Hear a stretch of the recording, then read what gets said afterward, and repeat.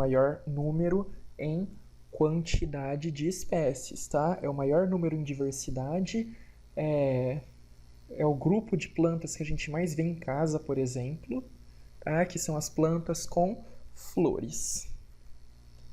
Aqui eu trouxe um vídeo para vocês, tá? Eu vou começar a passar. Se não estiver indo com áudio, vocês me avisam que eu tento dar um jeito. Mas digamos que esse vídeo tem uns 4 minutos e vocês têm a obrigação, saliento, a obrigação de decorar este vídeo. Então vamos lá.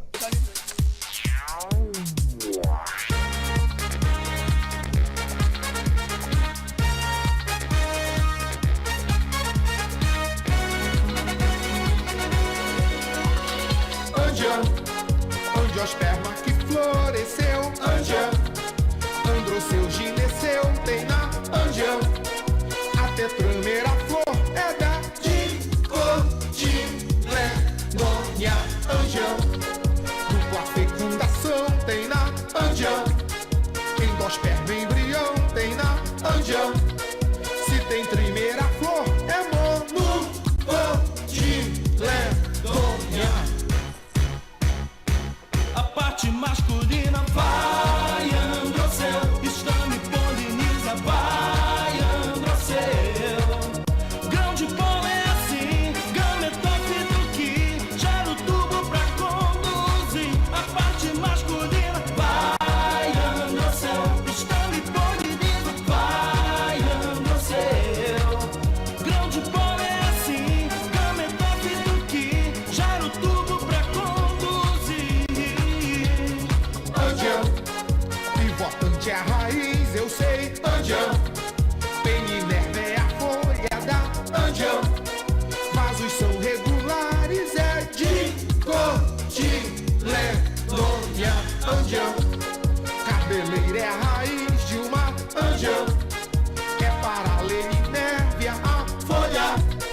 Vasos irregulares, monocotiledônia. A parte feminina vagineceu, ovário frutifica vagineceu. A semente surgiu de um óvulo sim, endosperma alimentou. A parte masculina vai Androceu, estame poliniza vai Androceu. Grão de pólen é assim, gametófito que gera um tubo pra conduzir. Angia, pivotante é a raiz, eu sei, Angia. Peninerva é a folha da Angia. Vasos são regulares, é dicotiledônia, Angia. Cabeleira é a raiz de uma Angia. É paralelinérvia a folha. Vasos irregulares, monocotiledônia. A parte feminina vagineceu, ovário frutifica vagineceu. A semente surgiu de um óvulo sim, endosperma alimentou. Vai Androceu, estame poliniza vai Androceu. Grão de pólen é assim, gametófito que gera o tubo pra conduzir. Vagineceu, ovário frutifica vagineceu. A semente surgiu de um óvulo sim, endosperma alimentou. Vai Androceu, estame poliniza vai Androceu. Grão de pólen é assim, gametófito que gera o tubo pra conduzir.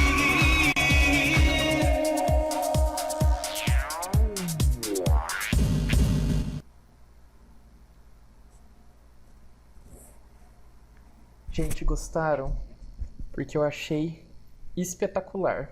Na minha época de vestibular eu usava essas músicas. E a equipe Bio é sensacional, tá?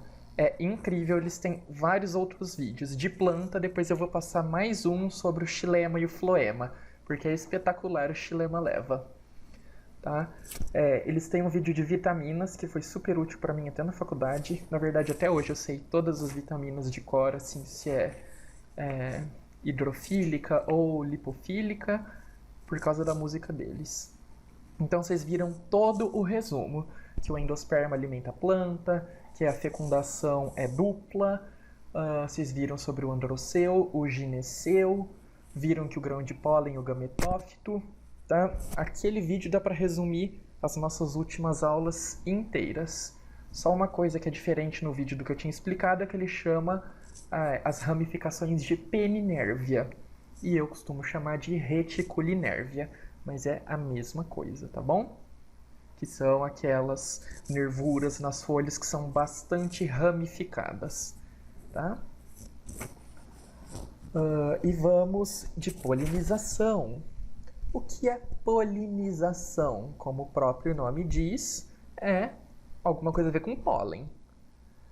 E seria o transporte de pólen da antera, que é a parte masculina, até o estigma, que é a parte mais externa feminina. Então, o estigma, aquela parte geralmente com um pouco mais de aberturas, que recebe o pólen e aonde cria o tubo polínico.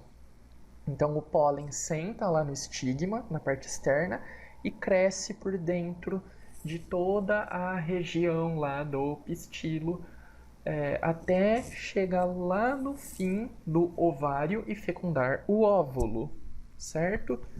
E aí, um dos núcleos espermáticos fecunda o óvulo e um fecunda os duas aquelas outras estruturas para formar o endosperma triploide. Então, um núcleo espermático e 2 núcleos polares formam o endosperma triploide para alimentar a planta. Tudo isso acontece no processo de polinização, tá?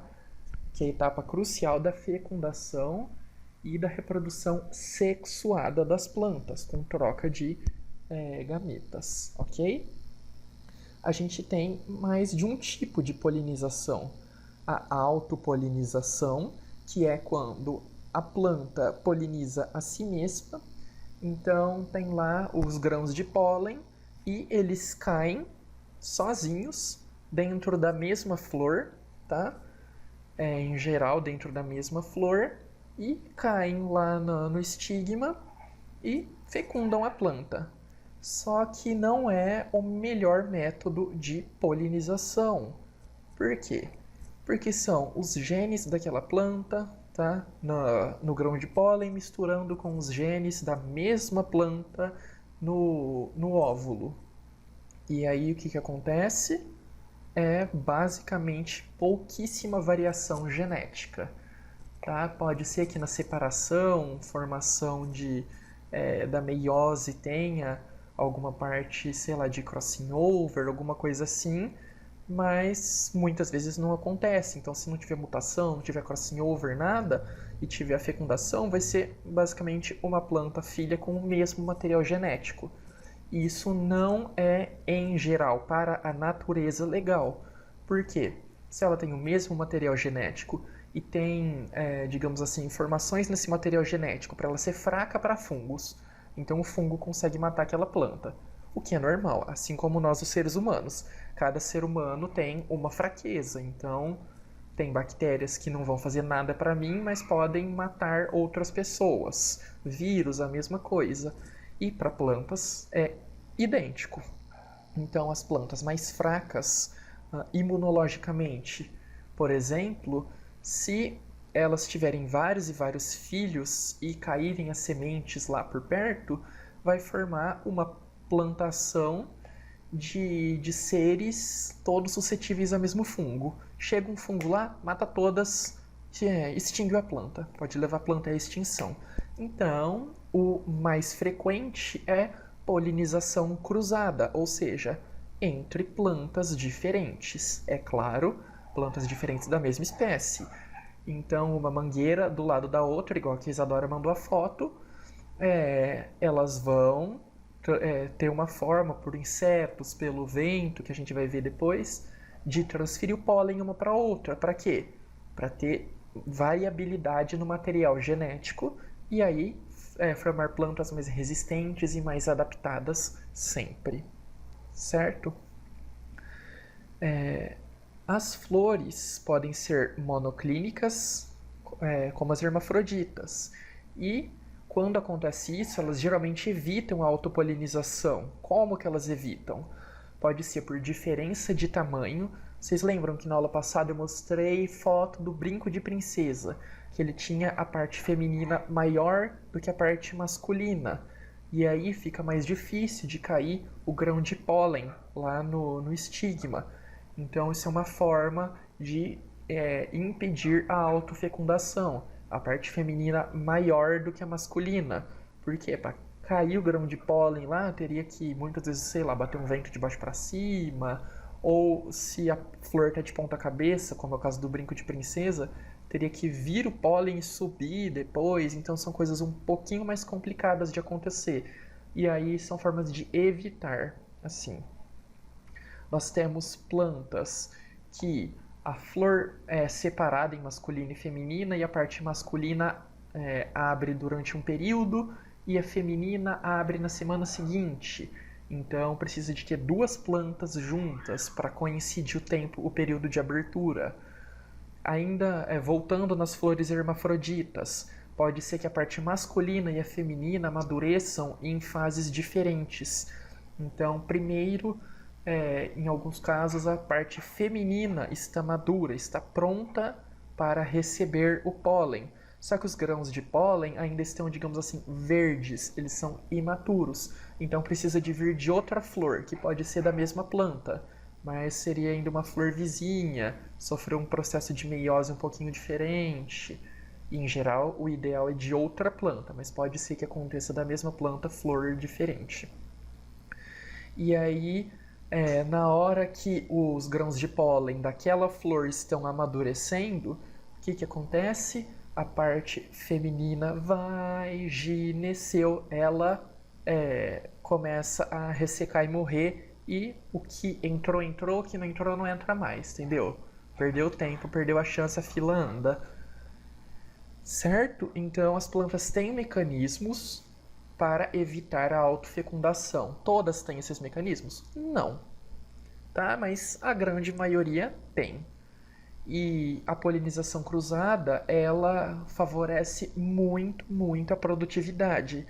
Então, se você tem pé de maracujá em casa, que é uma trepadeira linda, a produção aumenta muito se você tem duas plantas, porque aí você tem a polinização cruzada. Isso já é comprovado, tá?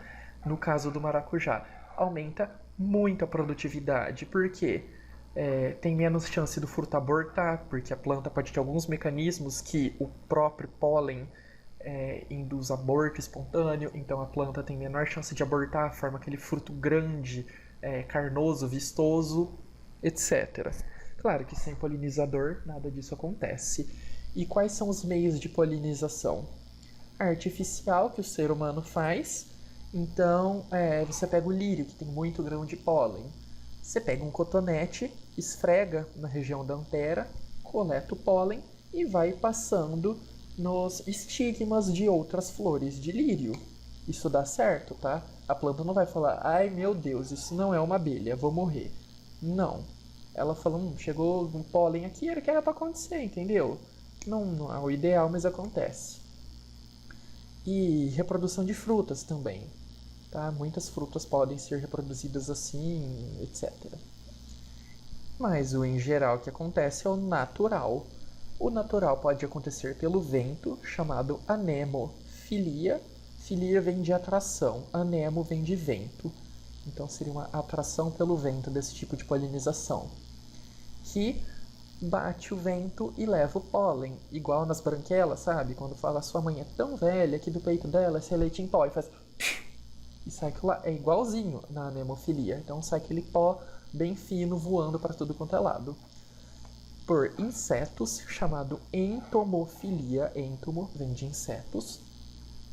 Borboletas, abelhas, vespas, os insetos mais inusitados, até mosca, pode participar da polinização de algumas plantas, tá? Aves, chamada ornitofilia. Aves, como assim? O cebinho, beija-flor, etc.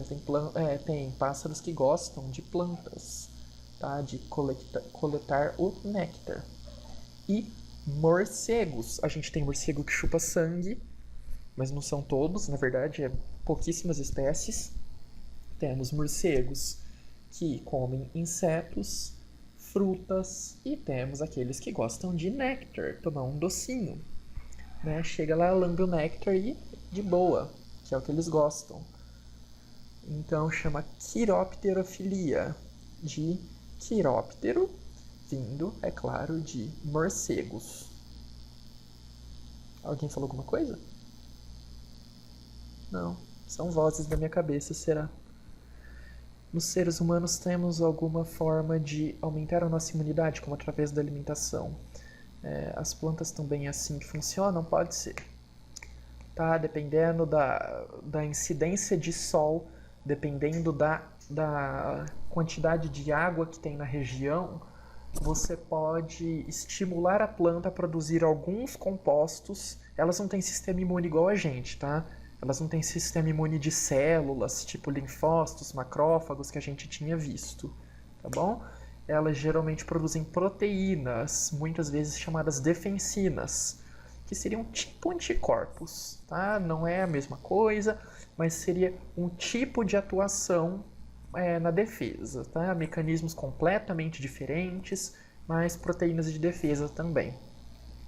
E dependendo se você coloca ela no ambiente com mais sol, menos sol, mais estresse ou não, pode aumentar isso, tá? Então temos sim meios de aumentar essas defesas das plantas.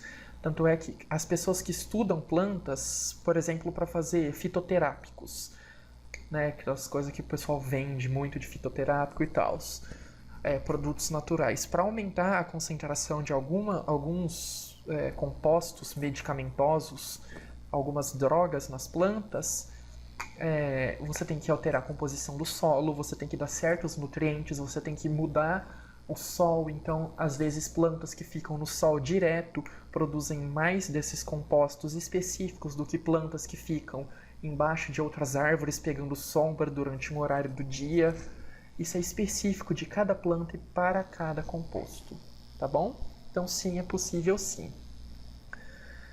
As flores, elas são muito adaptadas para cada tipo de polinização. Então, anemofilia. A flor precisa de ter corola vistosa, ou seja, pétalas com cor intensa. Você acha que o vento vai falar, gostei daquela flor vermelhinha, vou bater ali? Não, tá? Então, anemofilia, dane-se a cor da planta. Ela não precisa focar nisso. Precisa de cheiro? Não, o vento não sente cheiro. Precisa de néctar? Não, o vento também não liga para isso. Então, é um pó muito fino, tá? Por que fino? Para ele ser levado pelo vento facilmente. O grão de pólen pode ter algumas estruturas que aumentem o volume dele, aumentem a área superficial dele, diminuindo com massa reduzida. Para quê? Para o vento bater e levar. Então eles podem ser mais esticadinhos, etc. Isso o pólen, tá? Não estamos falando das sementes ainda, é o pólen. E o estigma da flor, que é a região que cai pólen, ela tem que ser mais ampla, ela tem que ser mais abertinha, mais arreganhada para ter maior probabilidade de cair o grão lá. Entomofilia, que é dos insetos. A corola geralmente tem que ter cor atraindo, certo? Então, as abelhas, elas são atraídas por certas cores. Se eu não me engano, amarelo, azul, atraem. Depende do inseto também, tá? Por isso que flores que são muito coloridas atraem muitos insetos. Então, flor amarela atrai muita borboleta, etc. Odor, sim, porque senão como que os insetos vão chegar? Vai ter que ter uma visão biônica, né? A planta está dentro da sua casa, a borboleta está passando na calçada, ela vai descobrir como. Então, o cheiro, que a gente não sente, mas eles sentem. Então, esse cheiro atrai e elas vão até lá e polinizam. Mas elas vão porque elas são cidadão do bem, fala, vou polinizar para multiplicar. Não, elas vão por causa do néctar, que é uma substância bastante doce, tá? É uma substância doce que é do que eles se alimentam. Então é rica em açúcares e tem algumas proteínas também. E é a base da alimentação de muitos animais, tá? Sejam insetos, sejam até mamíferos, como os morcegos. E o pólen, como que ele tem que ser? Ele tem que ser um pouquinho pegajoso. Por que pegajoso? Para quando o inseto for lá pegar o néctar, o pólen bater, esbarrar, né, nesse inseto, grudar lá e ser levado para outros lugares, como a abelhinha que a gente vê no popozão das abelhinhas, cheio de pozinho. E aí quando elas vão visitar outras flores, acaba batendo o popozão no estigma e aí poliniza, tá bom? E às vezes uma parte do pólen é comestível para atrair mais ainda. Mas o que acontece em geral? O néctar ele é produzido por estruturas chamadas nectários e é produzido geralmente lá embaixo da flor, bem lá dentro. Para os insetos alcançarem, muitas vezes eles têm que ir andando até lá dentro. Claro, se a flor é maior que o inseto, né? E aí eles barram em tudo, fica tudo cheio de pó e vai passando por aí. Quando é por pássaros geralmente é mais eficaz cor e néctar, tá? E a mesma coisa, pólen, pegajoso, pequena quantidade, etc, para atrair esses insetos, essas aves, tá? E não é só o beija-flor, tem várias aves que têm esse tipo de hábito. Quiropterofilia. Quando é por morcego, eles têm hábitos noturnos, então eles não vão enxergar tão bem as cores.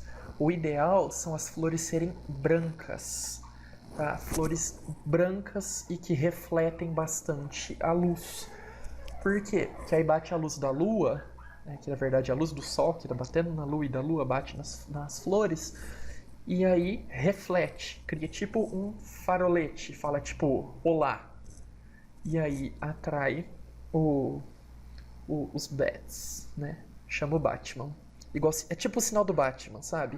Só que lá nas flores. Odor muito intenso. Então, dama da noite, por exemplo. Quem tem dama da noite em casa ou por perto, a flor cheira muito. E pra gente cheira bom. Pra eles pode ser que cheire melhor ainda. Néctar, bastante. Também, né? Porque senão pra que ele vai lá? E pólen da mesma forma, pegajoso. Aqui, olha aqui, brincando com a comida. Então ele esbarrou em tudo, tá? Bateu em tudo, tá lá. Tá vendo? A cor amarela atraiu ela. E tá lá passeando, fazendo o servicinho dela, levando comida pra casa. Morceguinho, ó, flores brancas, geralmente flores que abrem só à noite. Pra que ela vai ficar aberta de dia, se de dia o morcego tá dormindo? Então ela abre de noite, já que o foco dela é ser levada por morcegos. E por que não morcego, passarinho, abelha, por que não tudo? Porque são características específicas, tem um cheiro específico, tá? Nem sempre é vantajoso ser levado por todos os insetos, todos os animais. O papagaio quis invadir a aula, não liguem para ele. Beija-flor, geralmente a flor é mais compridinha e ele vai lá lamber o fundinho. Olha aqui, flor branca, deve ser bem cheirosa, deve ter muito néctar. Olha o tamanho desse linguão, chegando até lá no fim da flor. Aqui é por vento, olha o bando de pó que isso daqui faz, tá? Flores um pouco inusitadas. Essa não é um Pokémon, tá? Esse daqui é um Pokémon, mas não é a flor dessa flor, mas não é um Pokémon. Olha aí que ironia da vida. Essa daqui tem cheiro de carne podre. E ela atrai o que com cheiro de carne podre? Atrai mosca. Então ela tem um cheiro de podre, atrai aqueles insetos que gostam de coisa podre. Eles vão lá para tentar botar ovo e acabam polinizando. Essa daqui chama Rafflesia arnold, se eu não me engano, tá? É das ilhas de Java, é muito incrível essa flor. E isso daqui são metros, tá? Igual essa daqui. Olha o tamanho dessa flor. Olha o tamanho desse negócio. E essa é chamada flor de defunto. Vocês imaginam o cheiro que ela não tem, tá? Flores... aqui são várias orquídeas da mesma família, que a gente já viu essas orquídeas. A flor parece muito com fêmeas de algumas espécies de insetos. Então parecem com algumas vespas. O macho vai lá, ele tenta cruzar, ele cruza com a flor e na verdade ele foi enganado, foi tapeado. E aí ele vai tentar cruzar com outra flor, porque até o cheiro é parecido com o da fêmea. E aí a planta tá lá de boa sendo polinizada e o coitadinho cruzou à toa. Certo? Medo de borboleta e mariposa para borboleta. Borboleta em geral, tá? Isso em geral. Hábitos diurnos, então fica acordada de dia. Elas geralmente são mais coloridas e quando elas pousam, elas deixam as asas bem fechadas. Então as asas ficam para cima. Mariposa, geralmente hábito noturno. Elas costumam ser um pouquinho mais peludas. Amam luz, não pode ver luz que elas querem voar na luz. E quando elas pousam, as asas delas ficam bem esticadas, assim, horizontalmente, tá? Em geral dá certo olhar, fazer a divisão assim. Mas é claro que só isso não resume tudo, tá? É uma forma geral de identificar. Frutos. Fruto é diferente de fruta. Fruto é o ovário desenvolvido que fica em volta da semente. Fruta são aqueles frutos com sabor gostoso que a gente come, tá? Pode ser azedo, pode ser docinho. Então tem frutos que não são frutas, certo? Em geral, o ovário se desenvolve em torno da semente, então, tá? O ovário aqui, essa região se desenvolve, o resto da flor vai definhando e caindo, em geral, e o óvulo se diferencia em semente com o embriãozinho lá dentro. É composto por pericarpo, que pericarpo é a mesma coisa que fruto, tá? Que é o resultado do desenvolvimento do ovário. Então, fruto e pericarpo, mesma coisa. Eles são compostos por subdivisões, que seriam o epicarpo, mesocarpo e endocarpo. Nem sempre são fáceis de identificar. Epicarpo é a casca externa. Então, aquela casca do pêssego cheia de pelinhos, a casca da laranja, casca da maçã, tá? Em geral, é mais isso, o epicarpo. O mesocarpo, ele pode ser mais carnudo ou não. Mas, em geral, aquela parte com bastante polpa que a gente come é o mesocarpo. Aqui no pêssego a gente vê. Então, tudo isso daqui é mesocarpo. Na laranja, o mesocarpo é o bagaço. Tá? Então nem sempre é fácil diferenciar. Mas o mesocarpo seria o tecido que fica no meio, de qualquer forma. E o endocarpo, que é o tecido mais interno, e geralmente ele é composto de tecido epidérmico e reveste a semente. Geralmente é ele que forma o caroço. Então no caso do pêssego, o pêssego tem lá o tegumento dele e em volta do tegumento ainda cresce uma epiderme bem rígida, numa forma de casca, tá? Para proteção. Então, epicarpo e endocarpo geralmente são para proteção, e mesocarpo, ele, em geral, é para atrair, para ser comido. No caso da laranja, o endocarpo, que é a parte comestível. E para que é o desenvolvimento do fruto? O fruto, ele é para atrair animais para dispersão. Então, o que as pessoas falam em casa? Muitas vezes, eu vou plantar uma árvore útil. Para elas, as árvores úteis são aquelas que dão frutas, que para a natureza não é. Então, atrai os animais comem, engolem a semente e fazem o cocô em outro lugar. Por quê? Por causa do fruto. Senão, ia cair tudo no mesmo lugar as sementes e ia ter muita competição com a planta mãe. Novamente, para a gente ver, epicarpo do abacate, casca, mesocarpo, polpa, endocarpo seria a casca, né, da semente. No maracujá, O epicarpo, casca, mesocarpo é a parte branca e a parte que a gente come é o endocarpo, que aliás esse daqui ama comer maracujá. No mamão, mamão também, endocarpo é aquela parte que está bem juntinha das sementes, que é a de um laranja mais claro. A polpa é o mesocarpo, casca, epicarpo, tá? Ou exo, epicarpo e exocarpo seria a mesma coisa, significa que estão mais externos.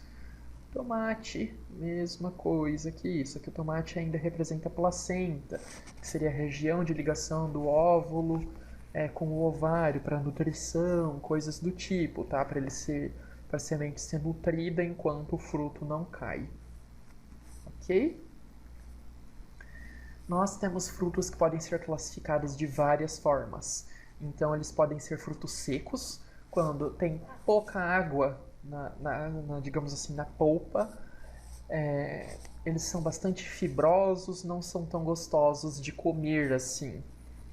Por exemplo, ervilha, feijão. O feijão, ele é bem seco, a semente, então fica lá tipo uma vagem, né? Forma a vagem do feijão. Quem gosta de comer vagem, que é de um outro tipo de leguminosa, sabe que é aquela casquinha e depois tem a semente. Então, forma só aquela casquinha de proteção, assim, não é nada palatável, não é nada atraente, assim, para comer. Castanhas, que são gostosas, mas não são tão atrativas quanto outras plantas. E frutos carnosos, que tem muita água, muita coisa nutritiva, geralmente no mesocarpo, que seria a polpa. Limão, lima, melancia, que tem bastante polpa, maçã, etc. Os frutos, eles podem ser deiscentes, isso aqui é só pra vocês entenderem, tá? Não precisa decorar isso não. Podem ser deiscentes ou indecentes. Não, os indecentes não fazem coisas que não prestam, tá? É diferente da nossa classificação. E ainda tem um i no meio. Deiscentes é quando o pericarpo abre se o fruto tá maduro. Então permite que saia. Tem uma flor que ela se chama beijinho. Por quê? Porque ela forma uma vagem e quando a vagem está madura, ela estoura, fazendo... Então ela estoura e taca a semente longe pra caramba. Por quê? Porque não é fruto carnoso, é um fruto seco. E aí a hora que estoura, taca a semente lá pros quintos e brota bem longe da planta mãe.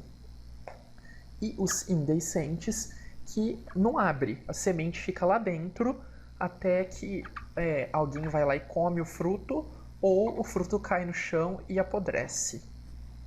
Os frutos podem ser monospérmicos, como a gente já tinha visto, então um óvulo só gera uma semente. Ou eles podem ser polispérmicos, com vários óvulos, várias sementes, como melão, laranja, acerola, etc. Então aqui está de novo a definição. E nos frutos carnosos ainda podem ser divididos em frutos do tipo drupa ou do tipo baga. O tipo baga, eles são carnosos e têm várias sementes soltas. É facinho de tirá-la do fruto, elas não têm uma casca firme. Como, por exemplo, laranja, o tomate, que fica aquela gosminha, o mamão, que é super fácil de tirar as sementes, maracujá, etc. Drupa é quando tem uma semente geralmente única e forma um caroço bem duro lá no meio. Então o coco é um caroço que está dentro do coco verde. A azeitona, que tem aquele carocinho que quase quebra o dente de quem está lá feliz comendo a pizza. O abacate, que tem que tomar cuidado, que às vezes as pessoas vão cortar, atravessa o caroço e passa a faca na mão. Cuidado para cortar abacate. Parece besta, mas muita gente se corta com abacate. Na verdade com a faca, não com o abacate. Mas enfim. Qual que é a função do fruto? Proteger a semente, tá? Então para ela não secar rápido, para proteger do sol, etc. E dispersar. Alguns frutos não são comestíveis, tá? Então o dente de leão, isso daqui é uma estrutura de fruto que se desenvolveu em torno da semente. Fruto desenvolvido para ser disperso com o ar. Lembrem, é diferente pólen disperso com o ar de fruto disperso com o ar. O dente de leão geralmente ele precisa de insetos para polinizar, mas o fruto é disperso com o ar junto com a semente, tá bom? E a dispersão é para evitar competição com a mãe. Então tem o carrapicho, aqui por exemplo, do picão amarelo. Ele gruda nos pelos, nas roupas, e é passado até longe aonde ele cai. O coco cai na água e pode ficar flutuando, boiando, até que chega num outro lugar da praia e apodrece. Por que os frutos geralmente são redondos? Para cair do topo e enrolando a ribanceira lá para longe, tá? Então eles são feitos para rolar mesmo. E os frutos podem ser frutos únicos ou infrutescências, que são frutos múltiplos. Infrutescências são geradas das inflorescências. Então lembra que o girassol tinha várias flores lá no meio? Lembra que na verdade tinha as brácteas e as flores ficavam no meio? Quando geram os girassóis, eles ficam lá no meio também. São todos juntos, então são uma infrutescência, tá? Várias sementes, cada semente vinda de uma flor diferente, mas todas estão agregadas, tá tudo lá junto, tá bom? Isso são casos de plantas que dão flores em cachos, e aí dá todas as sementes juntinhas naquele cacho, ok? O que significa meso? Meso significa do meio, tá? Então, mesocarpo significa que é aquele que está no meio, é o tecido do meio. Frutos podem ser partenocárpicos também. Então, o ovário se desenvolve sem o desenvolvimento de um óvulo. É caso de plantas que não possuem reprodução sexuada. Então, eles até podem dar flor, eles podem sim ter flores, tá? Ou não. Só que essa flor, ela não é fecundada, certo? Como alguns tipos de limão, como vocês já tinham falado, que não sabia se necessariamente o limão dava flor. Tem limão que começa já dando fruto direto, tá? Abacaxi dá sem precisar de reprodução. Mas não é todo limão não, tá, gente? São espécies de limão que podem acontecer isso, em geral selecionadas pelo homem. Temos uvas, aquelas que são mais caras, uvas sem semente. Nossa, uma delícia. Aquelas que vêm na caixinha, custa R$70 o negócio, é praticamente uma facada. Mentira, custa uns 5, 10 reais, mas eu ainda acho muito caro. E por que acontece isso? No caso da banana, ela é triploide. Então, o embrião da banana não é 2N, igual o normal. É 3N. Isso acontece com muitas plantas, tá? Tem planta que é 6N, 8N, tá? Tem espécies, nossa, bem diferentes de plantas. E como é número ímpar, como que vai dividir na meiose? Então nem sempre dividiria certinho. Dessa forma, ela desenvolve o fruto sem reprodução. Mas como que ela se multiplica? Por formas assexuadas. Então, reprodução da própria raiz, a raiz se desenvolve. Tem outros que caem parte do galho no chão e brota a raiz, que são aquelas formas que eu falei que se um dia der tempo, e se vocês quiserem eu vou explicar para vocês. Fazer estaca, enxerto, alporquia, etc. Temos também os pseudofrutos. O que são pseudofrutos? São falsos frutos. Então eles têm aparência de fruto, textura de fruto, pode ter um sabor classificado como de fruto, mas não são frutos. Por quê? O fruto é aquilo que é desenvolvido do ovário. Se é desenvolvido de outra parte que não o ovário, não é fruto. Então o morango não é desenvolvido do ovário, ele é desenvolvido do receptáculo. Lembra aquela parte dilatada que é onde a planta se encaixa na haste que junta no galho? Então, não é o óvulo que se desenvolve, é o receptáculo que fica bem carnoso. E tem vários e vários frutos dentro dele. Cada sementinha que a gente vê é um fruto. Então, tem os tecidos de revestimento, mas ele é um frutinho bem seco, tá? A semente não tem polpa, assim. Então, são vários frutinhos bem sequinhos que ficam. Maçã também é pseudofruto, porque também vem da mesma região do receptáculo. Então, o receptáculo aqui é o ovário, tá? Aqui essa divisãozinha que a gente vê o ovário. Aqui, sabe, aquelas folhinhas que ficam? São as sépalas. Então, as sépalas ficam aqui, por isso que fica embaixo bonitinho. Aqui no morango, essas são as sépalas, tá? Muito legal. né? Saber que a sépala tá na flor e depois ela fica diferente, às vezes, no fruto.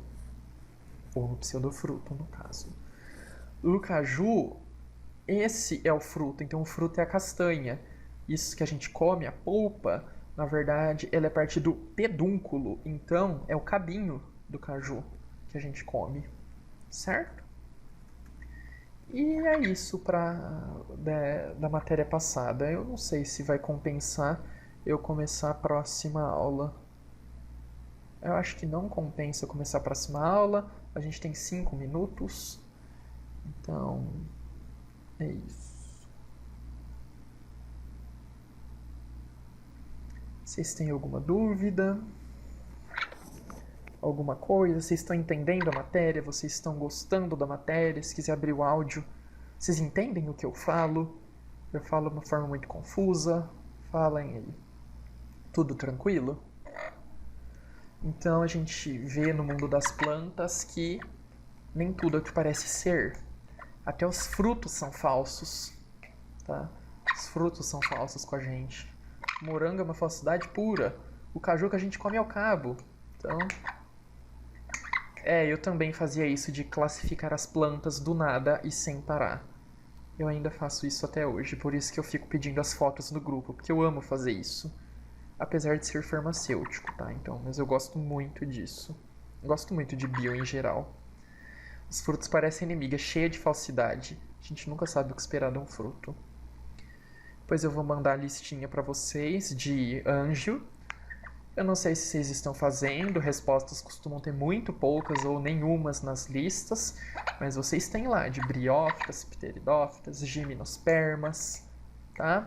Tentem fazer. Botânica cai até um tanto bom no vestibular, etc. Tá?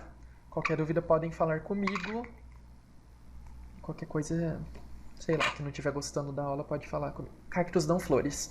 Sim. Depois, na aula que vem eu posso mostrar as flores, mas tem a pitaia. Deixa eu compartilhar aqui. Tem pitaia, mandacaru tem flores enormes. Então, pitaia flor. Eles dão flores e muitas vezes flores de cactos são lindas, tá? Elas podem ser coloridas, ricas em néctar. Essa daqui é da pitaia. Por que em geral a gente não vê flor? Porque eles demoram para dar flores. Tá? Às vezes eles demoram muitos anos para dar flores e a gente nem sabe. Coqueiros dão flores, só que elas são bem pequenininhas. A gente tem plantas que demoram muito para atingir a maturidade sexual. Por exemplo, esqueci o nome. As tâmaras. Tâmaras formam palmeiras enormes e elas podem demorar, 90 anos para dar as primeiras flores. Tá? Então é bem difícil da gente ver.